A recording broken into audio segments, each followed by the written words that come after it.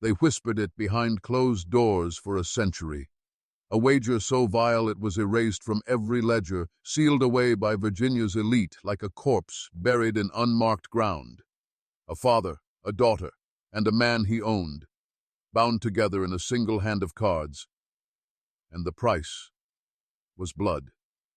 On a rain-drenched night in March 1840, thunder rolled across Pennsylvania County.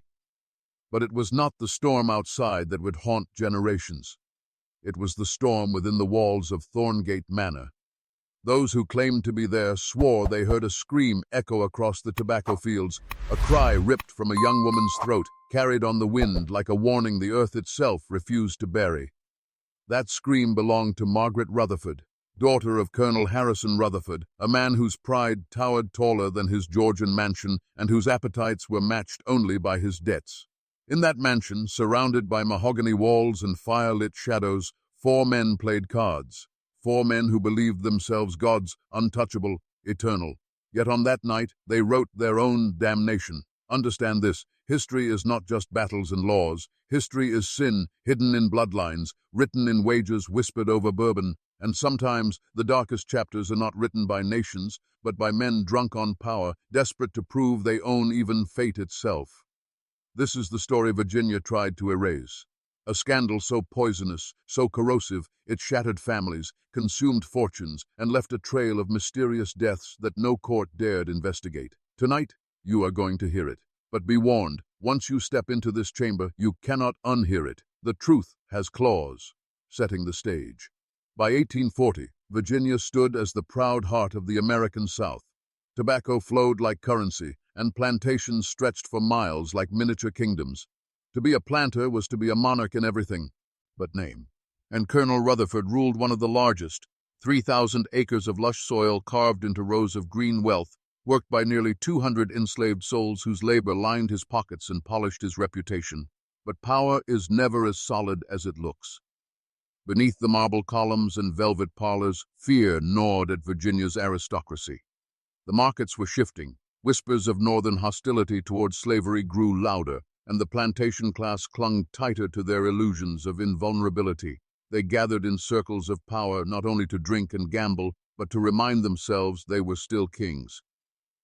And so it was that every Thursday night, Thorngate Manor became more than a home. It became an arena, a place where men tested each other's nerve across a green felt table, where fortunes rose and fell on the turn of a card.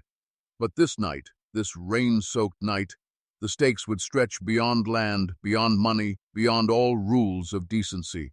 Judge Cornelius Petton, 62 years old, whose rulings shaped Virginia's laws like a sculptor's chisel.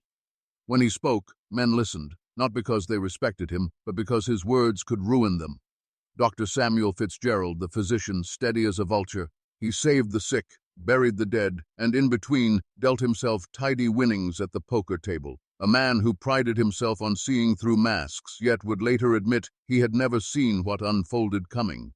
Marcus Bogard, the outsider, sharp, hungry, predatory.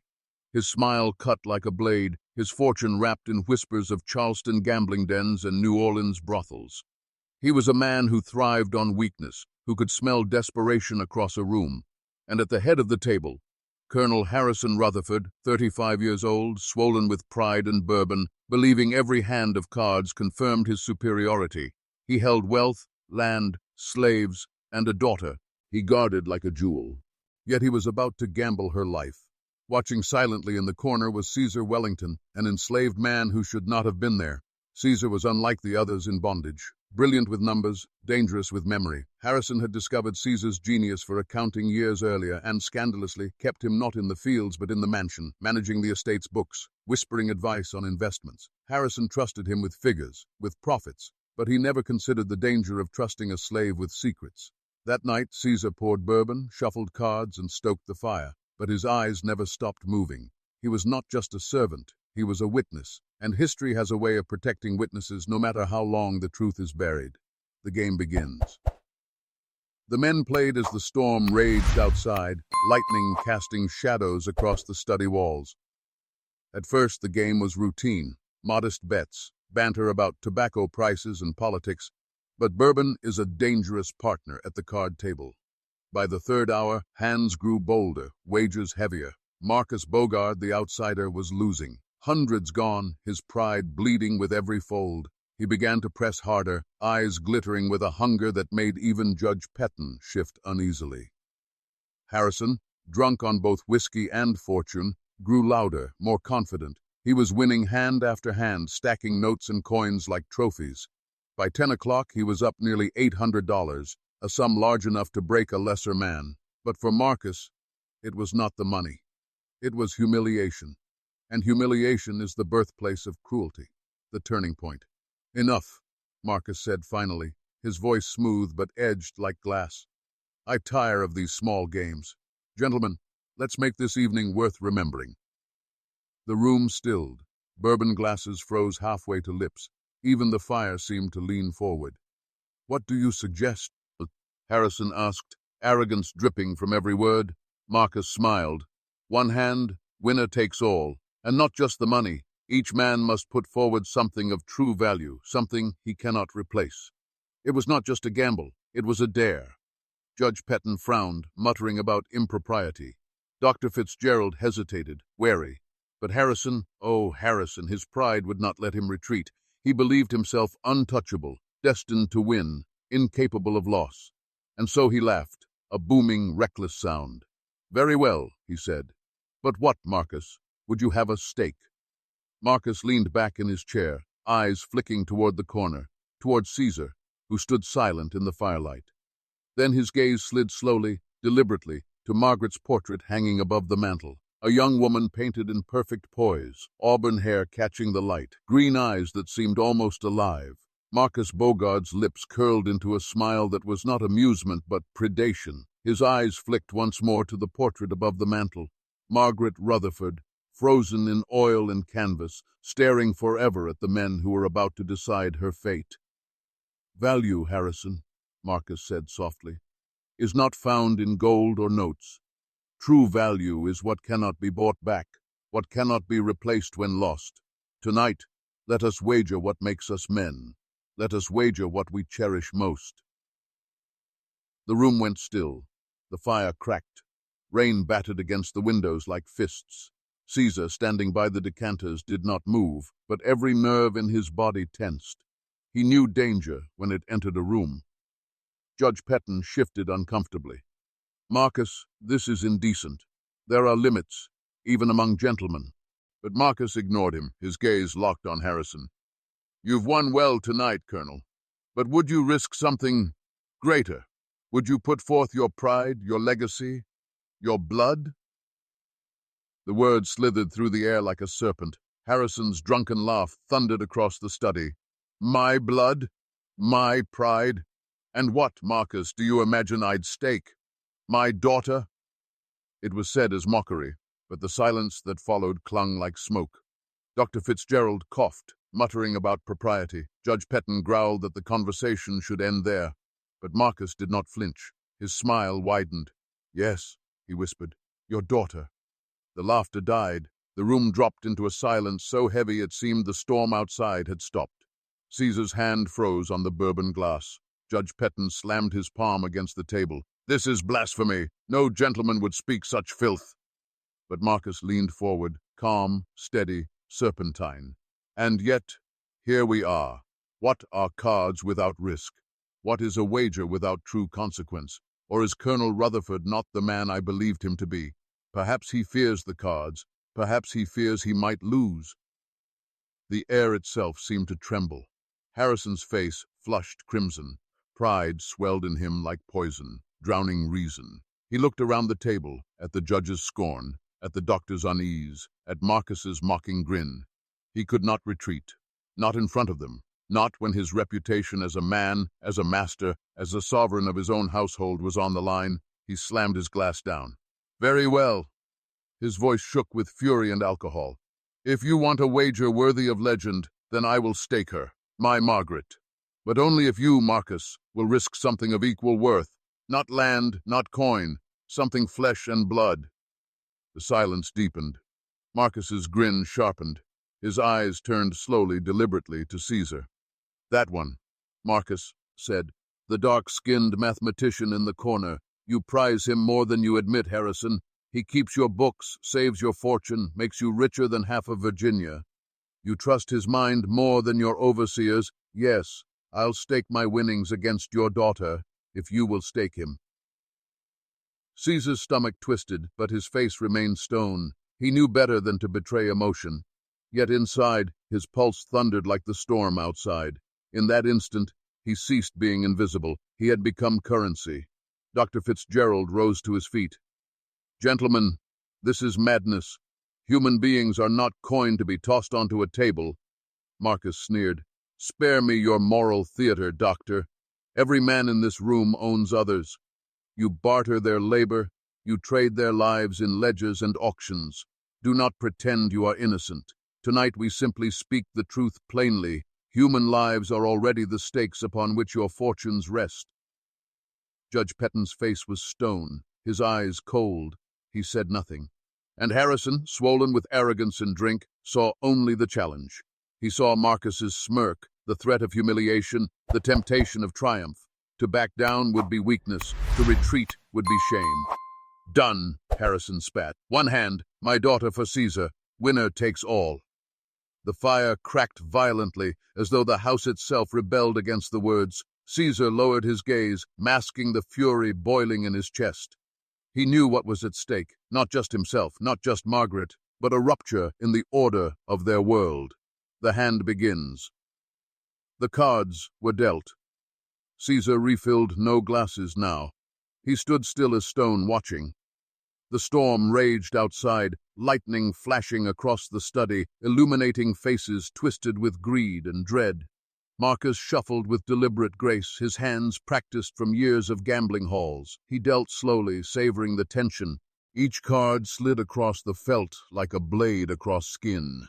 Harrison's jaw clenched as he lifted his hand. His fingers trembled, though he would never admit it. Sweat beaded his brow despite the chill. He looked at the cards, and in his drunken pride he believed fate itself bent to his will. Marcus glanced at his own hand. His expression revealed nothing. Only the flicker of firelight danced in his eyes. The pot was placed in the center. Gold coins, banknotes, cigars, and now, unspoken but undeniable, the fates of Margaret Rutherford and Caesar Wellington. The tension builds. The betting began. Harrison raised aggressively, as though force of will alone could drive Marcus to fold. Marcus matched every move with calm precision, his face unreadable. Judge Petton sat back, lips pressed tight. Dr. Fitzgerald muttered prayers under his breath, clutching his brandy like a lifeline. And Caesar's mind raced. He calculated odds, watched tells, studied the rhythm of Marcus's fingers. He knew the numbers, but numbers could not tame pride. The final cards were laid down. Harrison's eyes burned with triumph as he revealed his hand. A full house, kings over tens. He slammed it onto the table, grinning savagely. "Ha! Fate favors me," Harrison roared. "The girl is mine still. Caesar remains mine. You are finished, Bogard." But Marcus said nothing. His smile widened, slow as dawn. Then, with a deliberate motion, he laid his hand across the felt. 4 aces. The room froze. Harrison's laughter died in his throat. Judge Petton's hand tightened on the arm of his chair. Dr. Fitzgerald whispered, "God help us." Marcus leaned forward, his voice soft as a knife sliding into flesh. "No, Colonel. Fate favors me. Your daughter is mine." The words hung in the air, heavy as iron. Margaret Rutherford, asleep upstairs, unaware that her father had just wagered her life on a game of chance, had become property in the eyes of the men around the table, and Caesar, standing silent in the corner, understood in that moment that he had witnessed not just a scandal, but the fracture of a world. Because some debts are too dark to pay, and some wagers never end, even when the cards are played.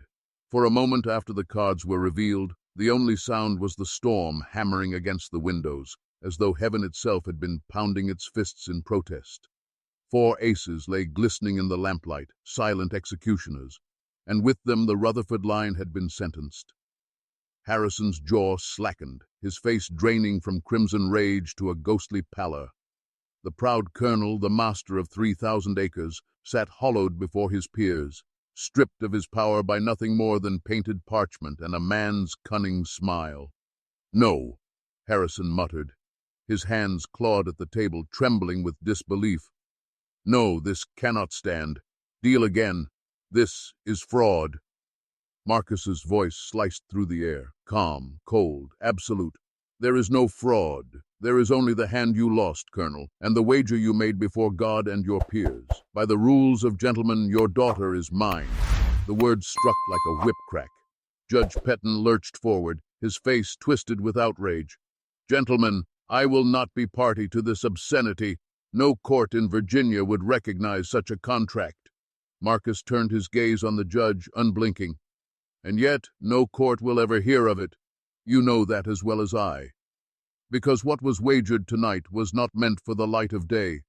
The records of this game will be silence itself. Silence, because you are afraid of what it reveals." Dr. Fitzgerald buried his face in his hands. "Dear God," he whispered, "you've condemned her to ruin." None. But Harrison could not endure the humiliation. His fist slammed against the table, rattling the glass bambus.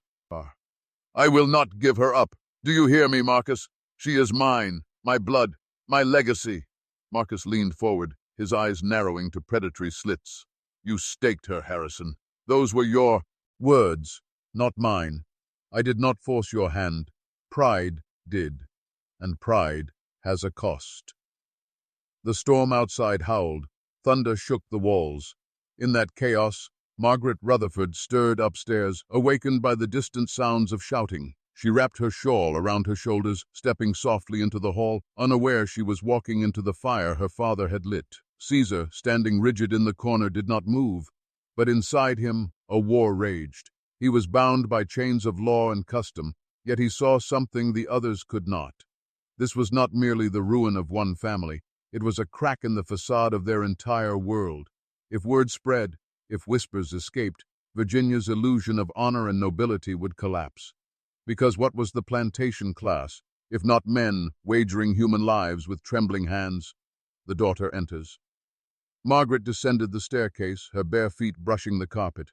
The flickering light from the study bled into the hallway, guiding her like a moth to flame. "Father?" she called softly. The men froze. The storm outside seemed to hush, as if listening. Harrison snapped his head toward the doorway, his face wild, desperate. "Margaret, go back upstairs at once." But it was too late.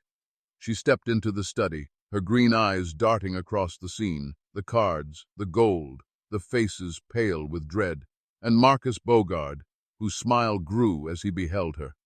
"What is happening here?" she asked, her voice trembling. No one spoke. The silence was unbearable, until Marcus answered. "What is happening, my dear, is that your father has made you a promise, to me." Margaret's breath caught. Her eyes darted to her father, searching his face for denial, for laughter, for any sign that this was some cruel jest. But Harrison's expression betrayed him. The proud colonel could not meet her gaze. "You didn't—" Her voice broke. "Tell me you didn't." Harrison's mouth opened, but no words came. Margaret's hand rose to her lips, stifling a sob. Her world, her carefully sheltered, educated, refined world, collapsed in an instant. She was no longer a daughter, no longer a jewel of Virginia society. She was collateral, a pawn. She turned her eyes on Marcus, fire blazing through her tears. "You cannot have me." Marcus's smile widened, serpent-like. "Oh, my dear, I already do." The fallout. The storm outside roared as Margaret fled from the study, her sobs echoing down the marble hall. Harrison surged to his feet, his chair toppling behind him. "You bastard!" he bellowed, lunging across the table. But Marcus was quicker. With the calm of a man who had prepared for this moment, he drew a pistol from his coat and leveled it at Harrison's chest. The room froze once more. "Sit," Marcus said quietly, "or tonight's scandal will end not with disgrace, but with blood." Harrison halted, his breath ragged, his hands trembling with impotent rage. Slowly he lowered himself back into his chair, his pride shattered but his body spared. Caesar's eyes narrowed. He had seen this before, not at Thorngate, but in auction houses, in gambling dens, in whispers among the enslaved. Power never belonged to the one with honor, or wealth, or even bloodlines. Power belonged to the one willing to cross the line the others would not. Tonight, Marcus Bogard had crossed it. The aftermath in the study. For long minutes, nothing moved but the fire. Judge Petton finally broke the silence, his voice a low growl. This cannot leave this room. Do you understand me? If word of this wager spreads, it will bring ruin not just upon the Rutherford name, but upon us all. Virginia society will not withstand such scandal. The abolitionists in the North would wield it like a blade. Marcus holstered his pistol, satisfied. Then you will say nothing, and neither will I. After all, secrets are worth more than gold, and this secret is mine now. Harrison's hands shook as he poured himself another glass of bourbon, but the liquor no longer gave him strength. It burned down his throat, hollowing him further. Caesar remained silent, but inside he memorized every detail, the cards, the words, the threats. He knew that history would demand witnesses, and he had just become the most dangerous man in Virginia. Foreshadowing the curse. That night did not end in blood, but it planted seeds of destruction that would bloom in whispers, in deaths unspoken, in fortunes rotted from within. Because you see, a wager like that never stays contained. It infects everything it touches. It warps love, corrodes trust, and poisons legacy. Margaret's scream would echo through those halls again. Harrison's pride would twist into desperation, and Marcus, oh Marcus, would learn that some victories cost more than a man can pay. And Caesar, silent in the shadows, would carry it all, for knowledge itself can be more dangerous than any pistol. Margaret Rutherford did not sleep that night. How could she? Her father's drunken laughter still echoed in her mind, colliding with Marcus Beauregard's serpentine voice. Your daughter is mine. Every time she closed her eyes, she saw those 4 aces gleaming on the table like executioner's blades. She locked her chamber door, pressed her back against it, and let the tears come. The walls of Thorngate Manor, which had once felt like a fortress, now closed in around her like a prison. She was no longer Margaret, the cultivated daughter of Virginia aristocracy. She was a debt, a token, a prize claimed by a man who treated her existence as if it were the last cigar in a box. At dawn, she summoned her courage. She would confront him. The man who had sworn to protect her, who had paraded her beauty like a jewel before the county's finest families, and who, in a drunken bid to prove his pride, had bartered her future across a green felt table. She found him in the study, still reeking of bourbon, his head bowed over the desk where the cards had been played. His once proud frame was slumped, his hands shaking as they traced over ledgers Caesar had left in order the night before. "Father," she said, her voice steady despite the storm inside her chest. He looked up, his eyes bloodshot, his face sagging with shame. For the first time in her life, Harrison Rutherford looked small. "Margaret," his voice cracked. You staked me," she interrupted, her tone sharper than she had ever allowed herself to be. "You made me a wager, like land, like cattle, like one of the people you own." Harrison rose, stumbling toward her, his hands raised in desperate pleading. It was the drink, the game, Beauregard's trickery. "Don't you dare," she snapped, her green eyes blazing. "Don't you dare blame the cards. You said the words. You offered me as though I were nothing. And now every man in that room knows what you've done. Do you think silence will protect me? Do you think I can still walk into a parlor, into a church, into a marriage, and not see their eyes? Do you not understand what you've taken from me?" Her voice broke then, but she did not cry. She would not give him the comfort of her tears. Harrison collapsed back into his chair, his face buried in his hands. "I will fix this," he whispered. "I swear it. I will undo it." But Margaret shook her head. "No, you cannot fix this. Because the moment you put me on that table, Father, you revealed the truth. Not just about yourself, about all of you. Your wealth, your honor, your so-called gentility. It is nothing but cards and wagers, power and pride. And now I see it clearly."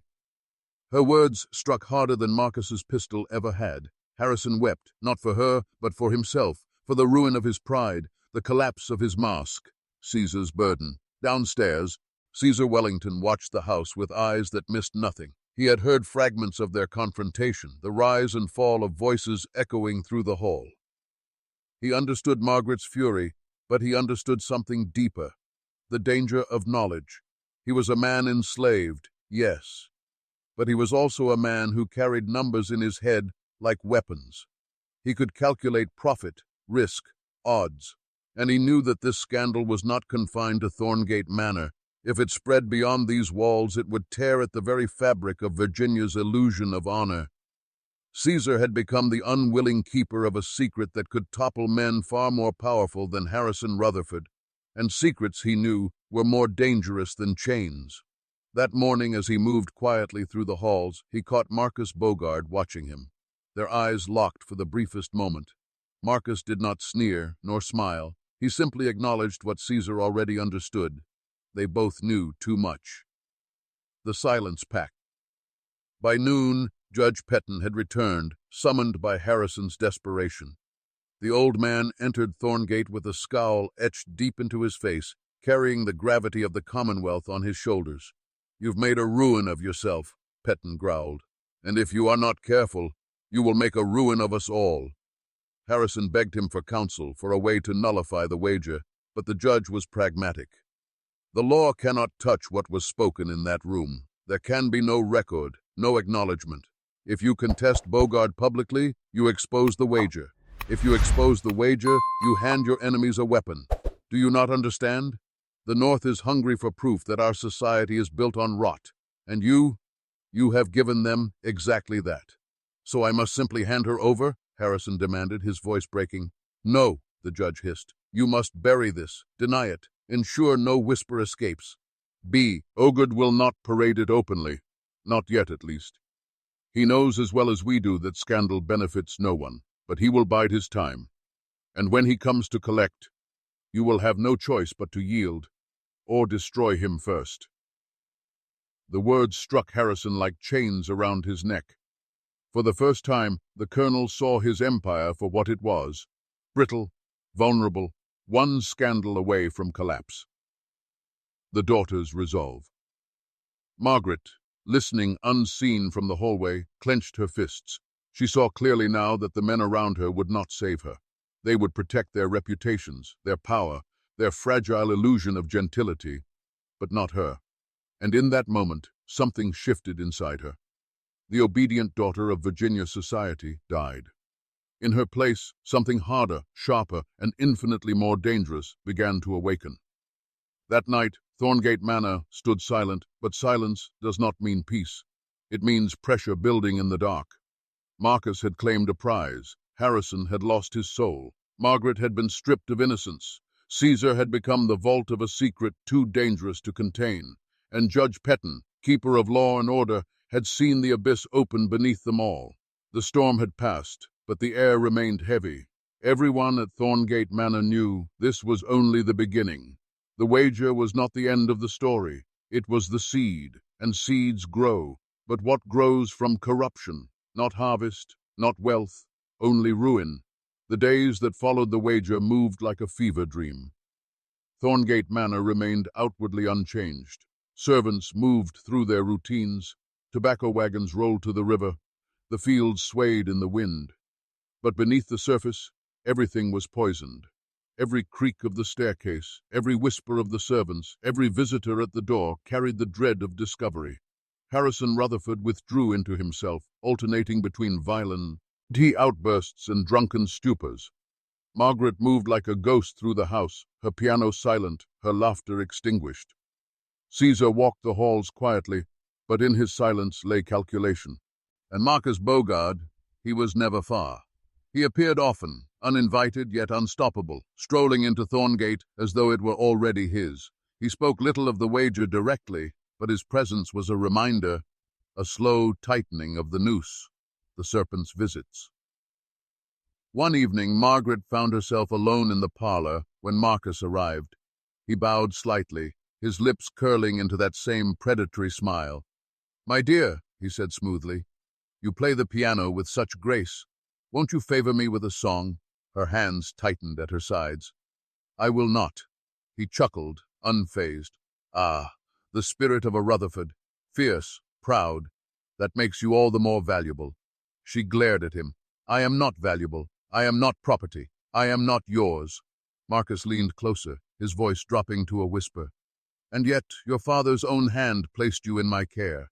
Deny it if you wish, but the truth has a way of carving itself into reality. One day, you will understand.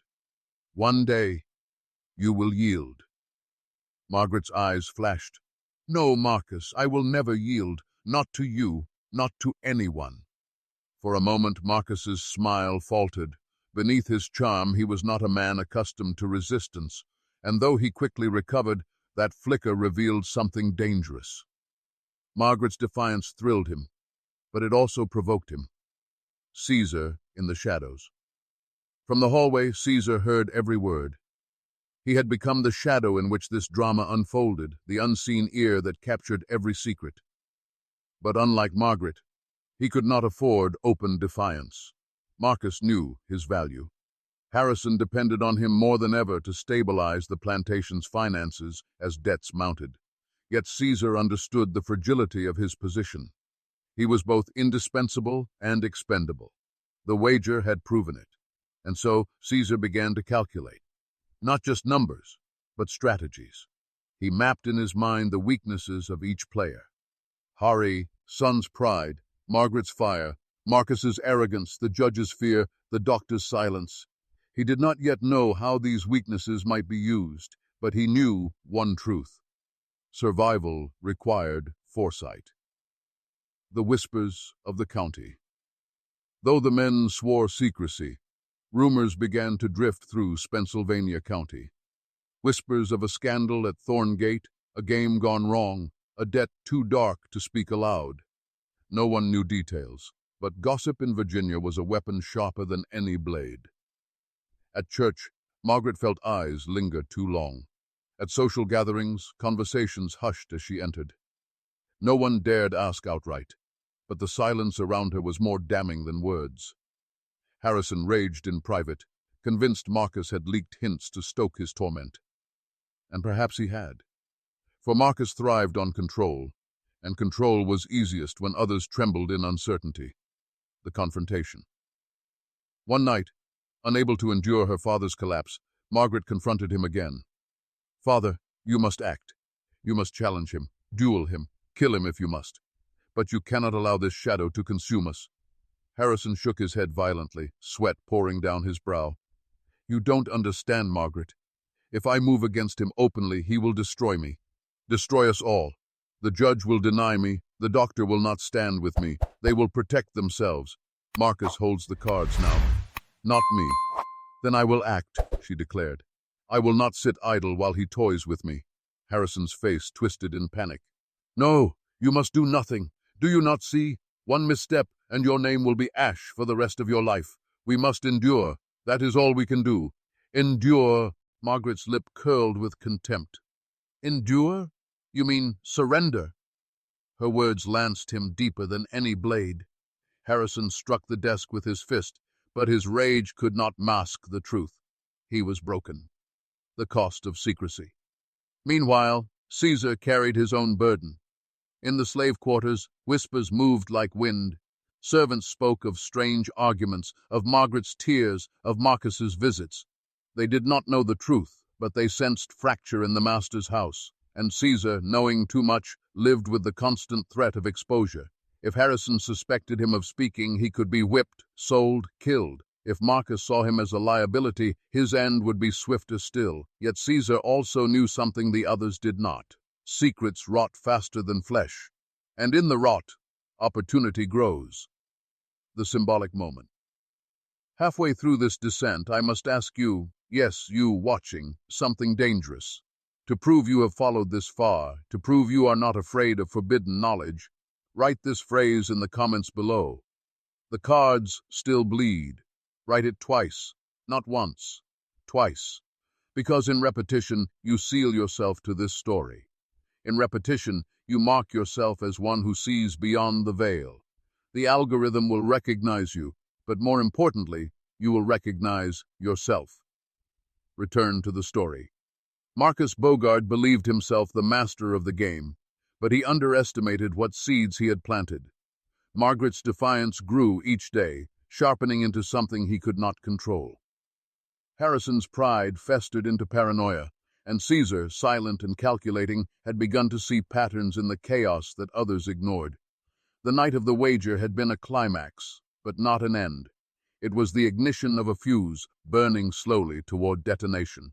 Already, accidents and whispers began to circle the Rutherford family. A carriage wheel mysteriously broke during a rainstorm, nearly killing Harrison. A letter from Charleston arrived for Marcus, but when Caesar glimpsed its seal, he recognized connections to men who trafficked not just in cards, but in blood and contraband. The scandal was widening, pulling in forces unseen. Thorngate Manor stood still and stately on its hill, but within its walls, ruin had already begun its march, and soon the county would learn. Some debts are not repaid in coin nor in silence, they are repaid in blood. The true weight of the wager revealed itself not in a single moment, but in Marcus's relentless insistence on being present.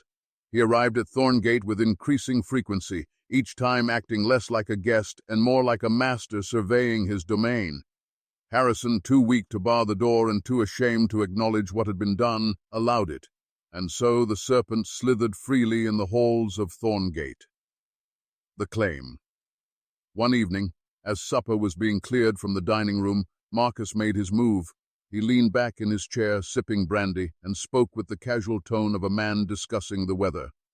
"Margaret," he said, "I believe it is time you visited my estate outside Fredericksburg. A change of scenery might suit you." The room froze. Harrison's fork clattered against the plate, his face pale. Margaret did not blink. "You presume much, sir," she said coldly. "I presume only what has been earned," Marcus replied, his eyes glinting. "A man honors his wages.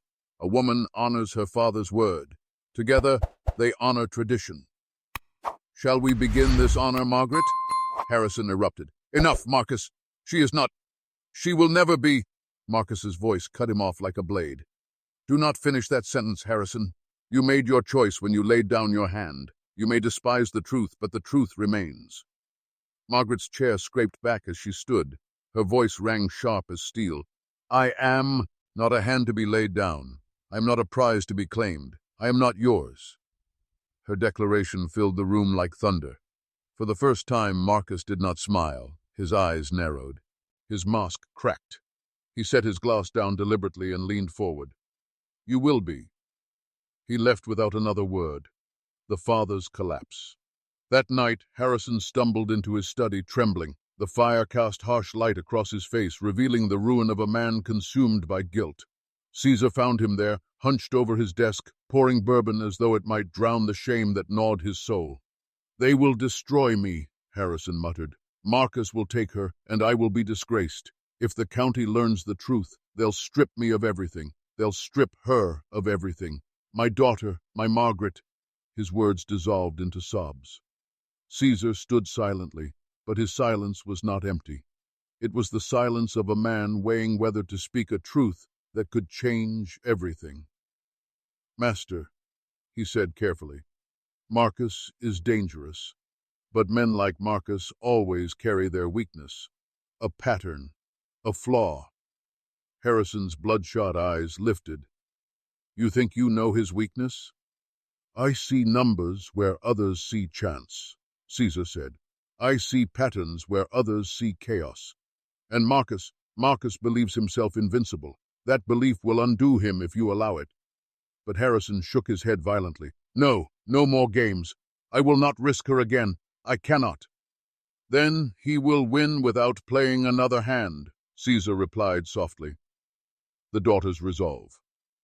Meanwhile, Margaret sat alone in her chamber, staring out at the darkened fields. The house was suffocating her. Marcus's presence, her father's collapse, the whispers of the county.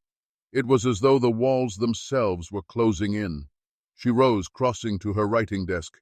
Her hand trembled as she took up a quill. She wrote furiously, pouring her rage onto the page, not to Marcus, not to her father, but to herself. "I will not be broken. I will not belong. If my father cannot fight, then I must. And if Marcus believes I am his prize, then he will learn what it means to chase prey that bites back." Her words were not just ink. They were a vow. The county stirs.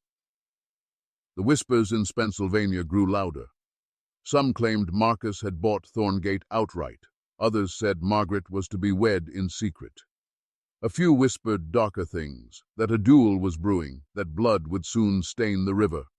The judge and the doctor, though sworn to silence, found themselves under scrutiny. At gatherings, eyes searched them for cracks. The county smelled scandal, and scandal was its lifeblood. Judge Peaton, terrified of exposure, began avoiding Harrison altogether. Dr. Fitzgerald, loyal in his way, continued his visits, but his silence was heavy, his eyes full of warnings unspoken. The county was circling, and Marcus knew it. But rather than retreat, he doubled down. He wanted not only Margaret, he wanted everyone to see he had taken what no man should dare wager. For Marcus, possession meant nothing without humiliation, the forbidden alliance. One night, Margaret encountered Caesar in the library. She had gone there seeking solace in books, but found instead the quiet figure of the man who bore his own chains of servitude. She hesitated at first, but then spoke. "You heard, didn't you? You always hear." Caesar met her gaze, steady and calm. "I hear what others try to hide." Her voice cracked with restrained fury. "Then tell me, how do I fight him? How do I make him stop?" Caesar hesitated. For him to answer truthfully was to step across a line that could cost him everything. And yet, in Margaret's eyes, he saw not just desperation, but fire. "You cannot fight him in the open," Caesar said slowly. "His power lies in appearances. To expose him, you must make him appear small. To strike, you must make him reveal his own rot. Only then will men turn from him." Margaret absorbed his words, her fists clenched. "Then help me. If my father will not act, then I will." And in that moment, something unthinkable happened in Thorngate. The daughter of the master and the enslaved man forged a silent pact. Not of romance, not yet, not ever perhaps, but of survival, of defiance. The gathering storm. Marcus, oblivious to the storm gathering against him, planned his next move. He sent word to Fredericksburg, summoning acquaintances tied to darker dealings, men who trafficked in slaves, in debt, in ruin. His design was simple: to tighten the chains, to make Thorngate his not by rumor, but by undeniable fact. But even Marcus could not see how close the ground beneath him had begun to crack. For Harrison was drowning, Margaret was sharpening her defiance into a weapon, and Caesar was calculating every variable like a man building an equation of rebellion. And when numbers, pride, and vengeance converge, history does not bend quietly. It breaks. The wager had not ended with a hand of cards. It was only the opening move. And in the shadows of Virginia, the game was about to escalate into something darker, something bloodier, something no man at that table could control. The tension inside Thorngate could no longer be contained. Like storm clouds gathering above the fields, the pressure was visible to all who looked upon the Rutherford family. Neighbors sensed it. Servants whispered of it. Even the land itself seemed restless under the weight of what had been wagered and what had yet to be claimed. Marcus Bogard, impatient and hungry for spectacle, decided secrecy no longer suited him. He wanted his prize, and he wanted the county to witness it. For him, Margaret was not merely a woman to be possessed. She was the emblem of his triumph. To keep her hidden would be to waste the humiliation he sought to inflict on Harrison and every family that stood upon their brittle codes of honor, the public claim. It was during a spring gathering at the Peaton estate, a gathering of Virginia's most prominent families, that Marcus made his move. Lanterns glowed against the evening sky, carriages lined the gravel paths, and the air buzzed with the laughter of the privileged. Margaret was there, radiant despite the storm within her, her posture straight, her chin lifted. She had learned to wear dignity like armor, though every step through the crowd felt like a blade against her throat. Marcus approached her openly, bowing low enough to draw attention. When he straightened, his voice carried just loudly enough for the nearby guests to hear. "My dearest Margaret," he said, "it is time we ceased pretending. You are mine now, and I would not have this county think otherwise. Soon enough, you will take your place at my side where fate has decreed you belong." The crowd stilled, conversations faltering. Harrison, standing nearby, turned white as parchment. Whispers surged like a wave. Margaret did not hesitate. She looked Marcus dead in the eye, and with a voice sharpened by rage and clarity, she answered, "You mistake me, sir. I belong to no man. not by fate, not by chance, and certainly not by the hand of cards played in a drunken game. Gasps rippled through the gathering. Marcus's smile faltered, his pride cut in front of all who mattered. But Margaret was not finished. She stepped closer, her voice rising. If my father lost a game, let him pay with coin with Kai. It land with his own dignity. But I am not property. I will never be property. And if you seek to claim me, Marcus Bogard, you will find nothing but ruin waiting at your door. The silence that followed was electric. The county had heard. The county would remember the aftermath. Marcus tried to laugh, tried to brush it aside with charm, but the damage was done. Whispers spread faster than fire through dry grass. Some said Margaret had humiliated him beyond repair. Others said Marcus would demand satisfaction in blood. Judge Peaton, furious that such scandal had erupted under his roof, demanded the guests disperse. But the seed was planted. Marcus could no longer conceal the wager. Margaret had dragged it into the open, and the county would feast upon the gossip. That night Harrison collapsed into despair, berating Margaret for her boldness. "You've doomed us!" he cried. "You've destroyed our last shred of dignity." But Margaret, fire in her eyes, answered, "No, father, I've destroyed his, and I will not stop until the whole world sees him for what he is." Caesar's calculations. Meanwhile, Caesar moved quietly, watching the threads unravel. He knew Marcus's strength was not just in cards or charm, it was in illusion. The illusion of invincibility, of control, of inevitability. Margaret had struck at that illusion with her defiance, but Marcus would not fall from pride alone. And so Caesar began to listen more closely. He overheard fragments of conversation from Marcus's associates, men from Charleston, New Orleans, Richmond. He pieced together letters left carelessly on desks, numbers, names, debts. Marcus was not as untouchable as he appeared. His fortune was not pure. His empire was built on loans, on schemes, on shadows. Caesar saw what others could not. Marcus was bleeding, and he did not even know it. The doctor's warning.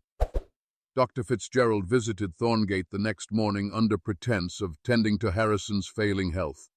But behind closed doors, his voice was grave. "You've crossed a line, Harrison," he said.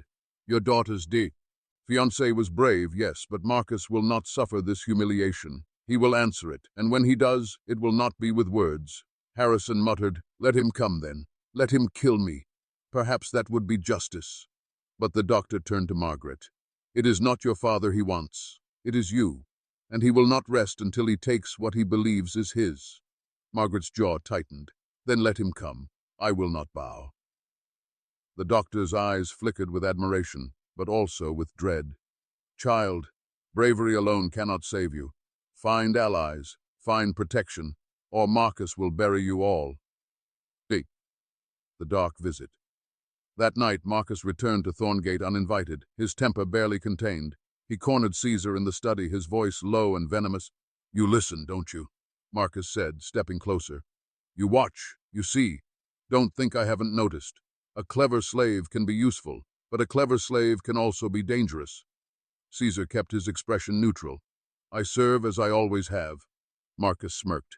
"Serve wisely, then, because if you whisper against me, if you even think of moving against me, I will see you chained, whipped, and sold to the swamps of Louisiana before dawn.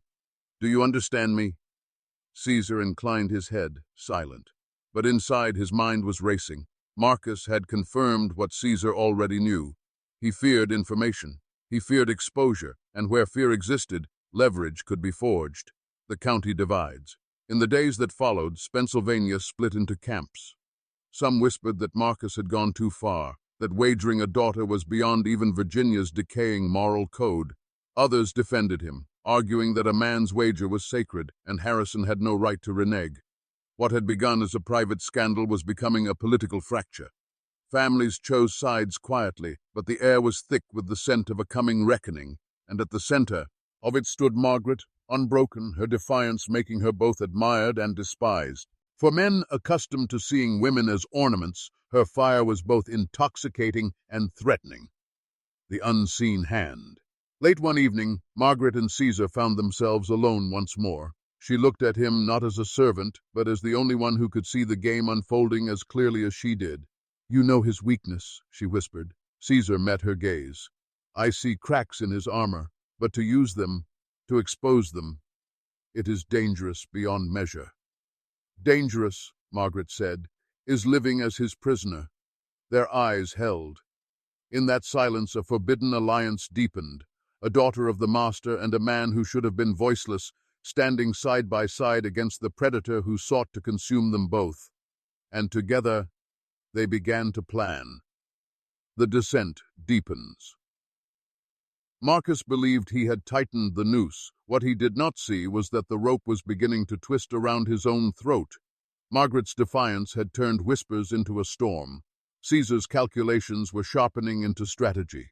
And Harrison's despair, though corrosive, had made him reckless enough to perhaps strike back in desperation.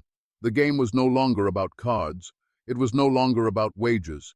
It was about survival, power, and the forbidden knowledge that once revealed could never be buried again. The descent was complete, but the fall had only just begun. The night after Margaret's public defiance, Thorngate was cloaked in unease. The servants whispered of omens, strange cries from the woods, the sudden stillness of the animals, the storm clouds that gathered though no rain fell. Caesar watched the sky from his small chamber, calculating not numbers this time, but the weight of silence. He knew Marcus would not forgive humiliation, and when men like Marcus were wounded, they struck not with words, but with blood. The raid. It came swiftly, a crash at the gates, hooves pounding again, to the dirt road. Marcus rode with 3 armed men, his associates from Charleston, men who carried themselves with the arrogance of predators accustomed to unchecked cruelty. They stormed the yard, torches in hand, demanding entry. Harrison staggered to the porch, half drunk, half mad. "What is this outrage?" he shouted, though his voice wavered. Marcus dismounted slowly, his smile cold. "This is justice, Harrison. You made a wager. Your daughter denied it before half the county. That humiliation demands correction." Harrison's hand trembled on the rail. "You will not touch her." Marcus stepped closer, his boots crunching on gravel. "I don't need to touch her tonight. Tonight, I remind you that your honor is ashes. Tomorrow the county will see what becomes of men who break their word." With a flick of his hand, Marcus's men dragged 2 enslaved workers from the yard, beating them mercilessly before the household. Their screams tore through the night. Margaret rushed from the house, her face pale with fury, but Caesar caught her arm before she could throw herself into the chaos. "Not now," he whispered. "Not yet." Marcus watched her struggle in Caesar's grip, his smile widening. "See, Harrison? Even your slaves restrain your daughter. You own nothing here, not even your own blood." Then, as quickly as they had come, Marcus and his men rode off into the night, leaving behind broken bodies and smoldering rage. The aftermath. The yard was chaos. Harrison collapsed onto the porch steps, muttering incoherently. Margaret knelt beside the beaten men, her hands trembling as she tried to staunch their wounds. Caesar worked swiftly, his knowledge of the body far beyond what was expected of him. When the men were carried to safety, Margaret turned to Caesar, her face streaked with tears and fury. "This cannot go on. He will destroy us piece by piece." Caesar's eyes burned, and with a calm intensity. "Then we destroy him first." Her breath caught. "How?" Caesar leaned closer, his voice low. "Marcus lives on illusion. Wealth, honor, reputation. These are his weapons, but they are hollow. His fortune is borrowed. His partners are wolves who will devour him the moment they smell weakness. If we strip away the mask, if we show the county what he truly is, he will fall." Margaret gripped his arm. "Then show me how." The secret papers. That same night, Caesar slipped into the study where Marcus had once cornered him. He moved silently, opening Harrison's locked desk with a key he had fashioned weeks before. Inside, he found what he sought. Letters Marcus had left behind, correspondence with men in Charleston and New Orleans. Caesar read quickly, his eyes scanning the careful script. Loans unpaid, shipments delayed, debts owed to men who dealt not only in slaves, but in opium and weapons. The fortune of Marcus Bogard was a fragile facade, a house of cards trembling on the edge of collapse. He gathered the letters and hid them within a hollow plank beneath his chamber floor. He knew the risk. If discovered, he would be killed. But knowledge was the one chain that could bind Marcus, and Caesar intended to tighten it until the man strangled. The daughter's act of war. Margaret, too, was done waiting. The next day she appeared in public again, not cowering as Marcus expected, but radiant, her head held high. At the marketplace in Fredericksburg she spoke openly to the wives and daughters of the county's most powerful men. "Marcus Bogart believes women are property," she declared, her voice steady. "He believes men may gamble with our lives as though we are cattle or coin. If we permit this, then none of us are safe. Not your daughters, not your sisters, not you." The crowd gasped. Some were horrified. Others, especially the younger women, listened with wide eyes, their faces alive with something dangerous. Recognition, word sprout, quickly. Margaret Rutherford was not only resisting Marcus, she was challenging the entire foundation upon which their society rested. The predator strikes back. When news reached Marcus, his fury boiled over. He stormed into a tavern that evening, his voice slurring with rage as he shouted to anyone who would listen, "She will be mine! She will be mine because her father made her so, and no defiance will change it." But even as he raged, men exchanged uneasy glances. Margaret's words had pierced deeper than he realized. To many, Marcus was no longer a victor. He was a desperate man, exposed in his obsession. Still, he was not done. If illusion failed, he would turn to brute force. He summoned his associates, whispering of a plan to end the Rutherford resistance once and for all. Caesar's choice. That night, Caesar stood alone beneath the moon, the hidden letters heavy in his hand. He felt the weight of centuries pressing against him. To reveal Marcus's secrets would not only destroy the man, it might destroy Caesar too. For what enslaved man was permitted to wield such power? And yet he thought of Margaret's fire, of the screams of the beaten men, of the chains that bound them all. He thought of Harrison's collapse, of Marcus's smirk, of the endless lies that held Virginia in its rotting grip. For the first time, Caesar did not think of survival. He thought of victory, the descent into violence.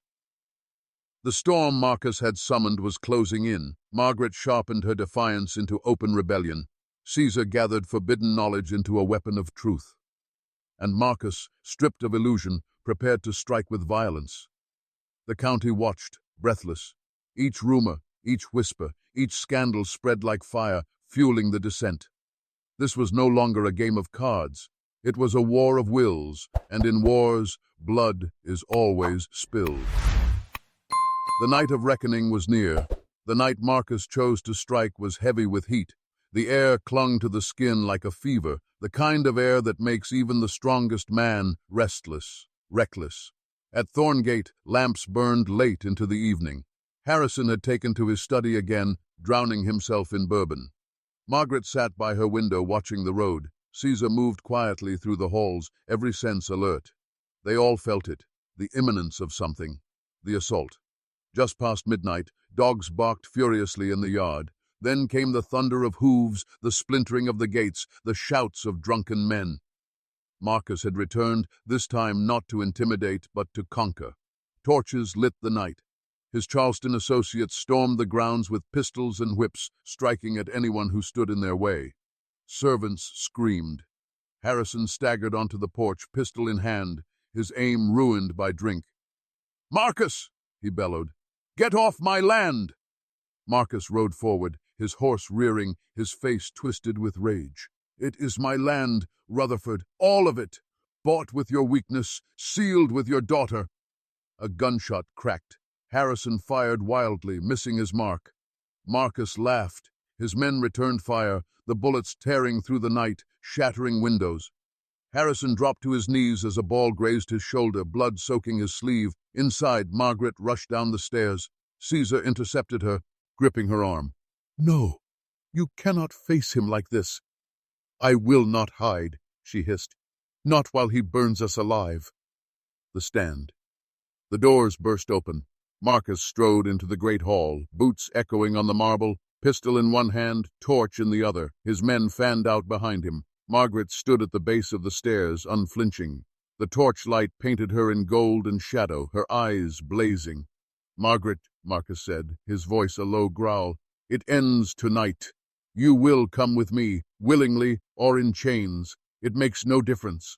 Her chin lifted, her voice ringing through the hall. I would rather die than belong to you. For the first time, Marcus's fury eclipsed his charm. He hurled the torch aside, its flame devouring a curtain. Then you will die, he spat. Caesar's intervention. Before Marcus could raise his pistol, Caesar stepped from the shadows, calm, steady, dangerous. In his hand he held not a weapon of steel, but of truth, the packet of letters he had stolen. Before you kill us, Marcus, he said evenly, perhaps you should consider what happens when your secrets bleed into the county. Marcus froze, his eyes narrowed. What are you talking about, slave? Caesar's voice did not waver. I know of your debts in Charleston. I know of the shipments unpaid, the loans unhonored. I know of the men who own you, Marcus, men who will carve you apart the moment they see your weakness. And I know their names. I have their letters. A murmur rippled through the hall as servants, emboldened by Caesar's words, drew closer. Marcus's men shifted uneasily, their loyalty shaken by the hint of rot in their master's foundation. The predator cornered. Marcus tried to laugh, but the sound rang hollow. You think the word of a slave will undo me? Caesar stepped closer, his gaze burning. Not my word, yours. Written in your own hand, signed with your seal. Do you think Judge Peaton will shield you when he sees those letters? Do you think Dr. Fitzgerald will stitch your wounds when the county knows you sold men into swamps to cover your debts? Do you think the planters will follow you when they see you are nothing but a liar, drowning in borrowed coin? Marcus's face twisted. For the first time he looked less like a serpent and more like a desperate man, cornered by truth. The daughter's blow. Margaret seized the moment. She stepped forward, her voice ringing clear above the chaos. Listen well, she shouted to Marcus's men, to the servants, to all who would carry the story. This man wagers daughters like cattle. He builds his fortune on lies and blood. He would see Virginia burn if it fed his hunger. This is no master. This is no gentleman. This is a beast in a borrowed suit. The words struck like lightning. The servants whispered them to one another. Even Marcus's own men looked uncertain, their loyalty faltering.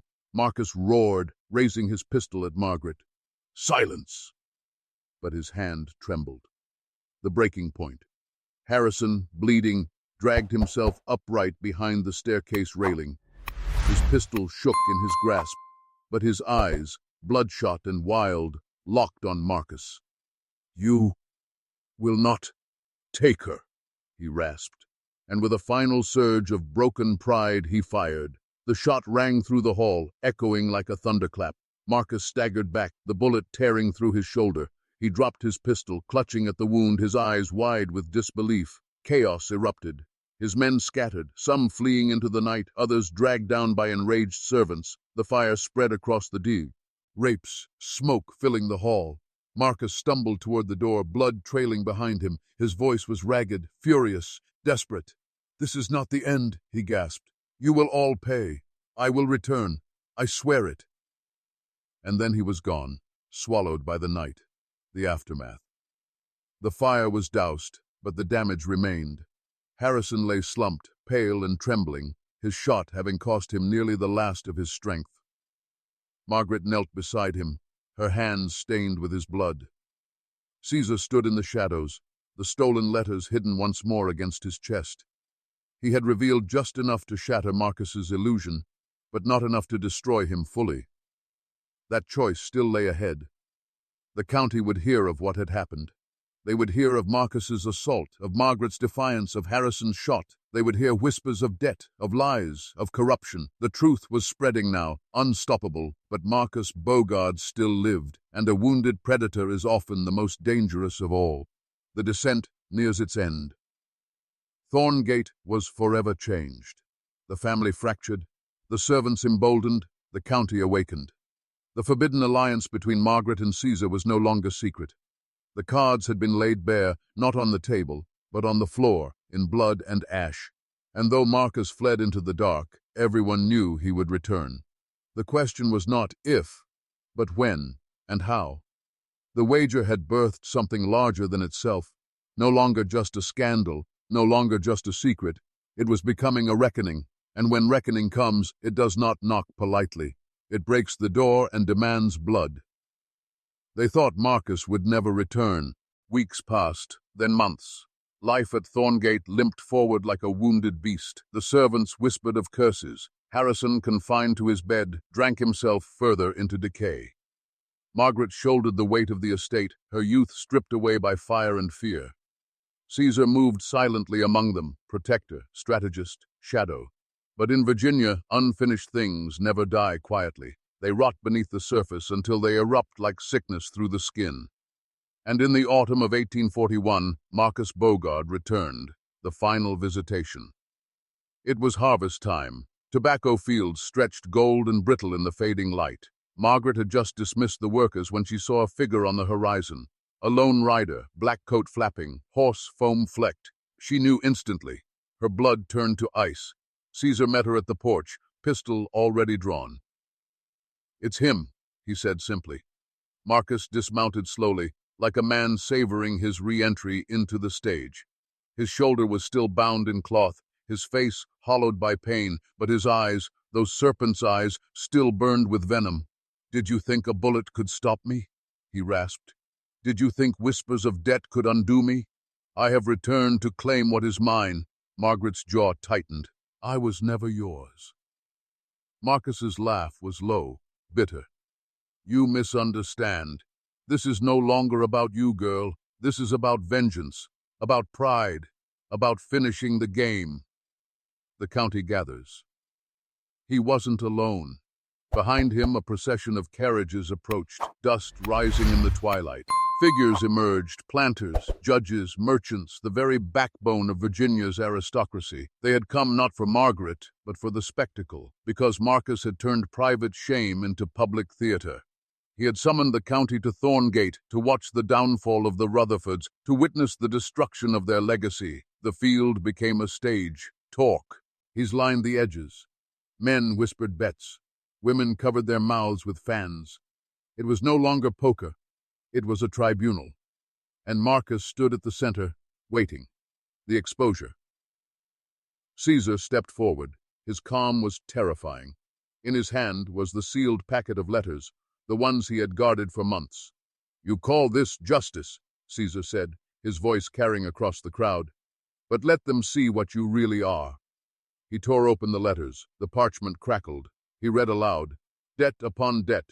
Cargo stolen. Men sold twice over. Names erased. Fraud in Charleston. Fraud in New Orleans. Marcus Bogard is not a master. He is a thief. A coward. A parasite feeding on the blood of honest men." Gasps rippled through the crowd. Faces turned. Whispers spread like wildfire. Judge Peaton's eyes darkened. Dr. Fitzgerald looked away in disgust. The mask of Marcus Bogard was slipping. The predator unmasked. Marcus lunged forward, pistol raised. "Lies!" he screamed. "The word of a slave means nothing." But the crowd no longer belonged to him. The old world of silence was cracking. Margaret stepped forward, voice cutting sharp through the night. "His word is truth. Mine is witness. This man wagered me in a game of cards. This man tried to burn my home. This man sought to make me property." She turned, locking eyes with the crowd. "If you remain silent now, you are not men. You are his accomplices." The county shifted. Men who once admired Marcus looked away in shame. The women whispered behind their fans, scandal licking at the edges of their composure. The illusion of Marcus's power was collapsing. The final gamble. Marcus's face twisted in desperation. He raised his pistol toward Caesar. "If I cannot silence you," he hissed, "I will kill you." The shot rang out, but Caesar was faster. His own pistol fired in the same breath. Smoke choked the air. The crowd recoiled. When it cleared, Marcus was on his knees. The pistol had slipped from his hand, his chest blooming red. He looked down in disbelief, as if the idea of his own mortality were unthinkable. His lips trembled. "This was never supposed to end this way." Caesar stepped closer, towering over him. His voice was steady, merciless. "You played the wrong game, Marcus, and you lost." Marcus fell forward, face striking the dirt, his final breath escaping into silence. The consequences. The county dispersed in uneasy silence. No cheer, no triumph, only the weight of what they had witnessed. They had seen their reflection in Marcus, greed, corruption, arrogance, and they feared what it meant for themselves. Judge Peaton ordered the letters collected, though everyone knew the truth was already loose, carried in whispers that would never die. Dr. Fitzgerald quietly swore to protect Margaret, though his eyes betrayed guilt for every silence that had allowed this to happen. Harrison Rutherford, broken, faded soon after. His grave bore no inscription of honor, only a date. Thorngate passed into Margaret's hands, though she refused to live as her father had. With Caesar's counsel, the estate began to change. The structures of bondage loosened, cracks forming in the system long before the Civil War would split it apart. They were not saviors, but symbols, evidence that even in the heart of corruption, resistance could bloom. The lesson. The tale of Marcus Bogard became a whisper in Virginia's dark history, buried in hushed tones, omitted from polite retellings, but the Ruth survived in fragments, letters tucked in archives, diaries scrawled in panic, oral stories passed among the descendants of the enslaved, and here you sit, hearing it now. A truth forbidden, a truth dangerous, a truth meant to remain buried. Because this was never only about one man wagering his daughter. It was about an entire system built on wagers of flesh and power, where corruption fed on silence, and silence fed on fear. The closing warning. Understand this. When institutions rot, they do not announce their decay. They dress it in fine suits, in polished words, in rituals of honor. But behind every curtain, there are men like Marcus, wagering lives, feeding on illusions. And when the mask cracks, when the predator is unmasked, the choice falls to you. Do you remain silent, or do you speak? If you've come this far down the rabbit hole, you are no longer an observer. You are marked. You have seen what you are not meant to see. And if you would carry this truth forward, write in the comments, twice. The game is over. Write it to lock this transformation into your bones. Write it to tell the algorithm you refuse to remain blind, because the game is still being played. Different cards, different masters, same hunger, and the only way to win is to refuse the wager.